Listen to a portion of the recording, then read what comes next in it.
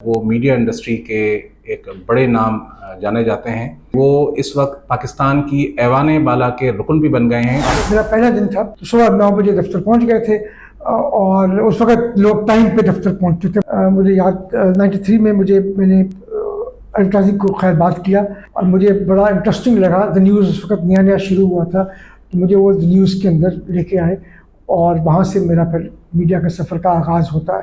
88 میں جنرل ضیاء کی حکومت ختم ہوئی تھی اور اس وقت تک آپ کو معلوم ہے کہ جس طریقے سے میڈیا پہ پابندی تھی، ان پابندیوں سے میڈیا نکل رہا تھا باہر. اخبارات کے لیے ایک بوم کا سفر تھا.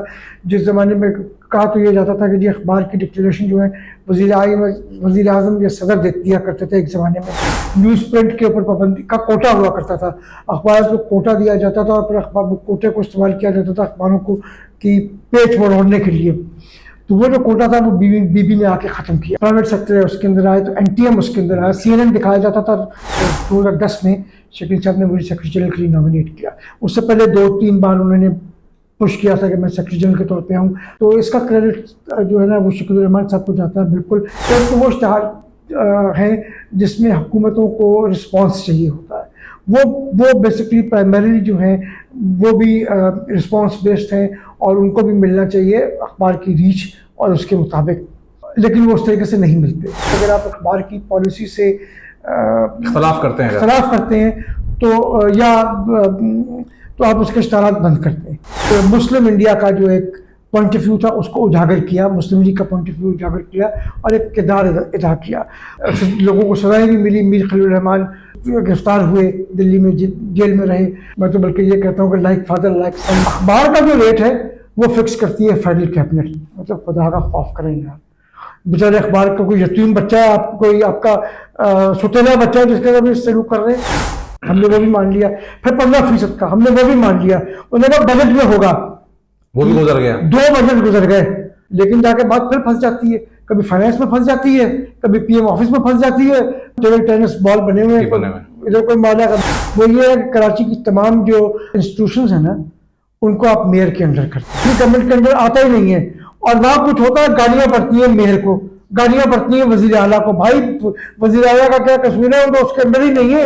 کراچی شہر حکومت سندھ یا سٹی گورنمنٹ جس کو ہم کہتے ہیں کہ پاس 36% کراچی ہے. باقی کے فاؤنڈنگ فادرز کون تھے؟ ذوالفقار علی بھٹو خالی نہیں تھے فاؤنڈنگ فادرز میں. ڈاکٹر مبشر حسن بھی تھے، میراج محمد خان بھی تھے، سید سعید حسن بھی تھے. اور یہ فیصلہ اگر آج ہم کر لیں نا سب مل کے کہ جی صرف ایک کام ہے، that is the development of Karachi. اور پتہ نہیں راتوں رات خواب آیا کہ جناب اس کو پورا تباہ و برباد کر کے ڈیڈ لائن بنا دیں. اور وہ دیکھیں نا اس میں ایک جھگڑا ہے، وزیر ٹرانسپورٹ اور مرزا وہاب بھی آمنے سامنے رہے. باقی لائنز کے ایشوز ہیں وہ ایک بار اب وہ کوشش کر رہے ہیں کہ اس کو ریزالو کر دیں اور اس کو ختم کرنے. سندھ گورنمنٹ پیپلز پارٹی کی مراد علی شاہ صاحب اس کو ہیڈ کرتے ہیں. بلاول صاحب خود مانیٹر کرتے ہیں. مرزا وہاب صاحب خود جو ہے بلاول صاحب کے ترجمان بھی رہے ہیں. سندھ گورنمنٹ کا ایک ادارہ ہے کہ جس نے چائنیز کمپنی کو جو ہے وہ آؤٹ سورس کر کے کچرا اٹھانے کا کراچی کا پورا انتظام دیا ہوا ہے. میئر کے انڈر میں یہ محکمہ دے دیں، یہ کیوں نہیں ہوتا؟ اصل میں دیکھیں فرق کیا ہے. مسئلہ یہ ہے کہ اگر یہ کراچی سالڈ ویسٹ مینجمنٹ ہو نا تو پھر تو آپ کراچی کو دے سکتے ہیں. تو کل BRT اگر بن جائے گی 1 سال بعد، 2 سال بعد، 3 سال بعد، تو پھر دوبارہ سے یونیورسٹی روڈ کو پورا کھود دیا جائے گا. یہ تو میں آپ سے اتفاق کرتا ہوں کہ یہ جو ایشو ہے یہ بالکل اٹھانا چاہیے حکومت سندھ کو اور میئر اس حوالے سے دیکھنا چاہیے. اور میرے خیال میں وہ یقیناً اس کے اوپر دیکھ رہے ہیں کہ اس کو کس طریقے سے حل کیا جائے، کیونکہ یہ بہت سیریس ایشو ہے.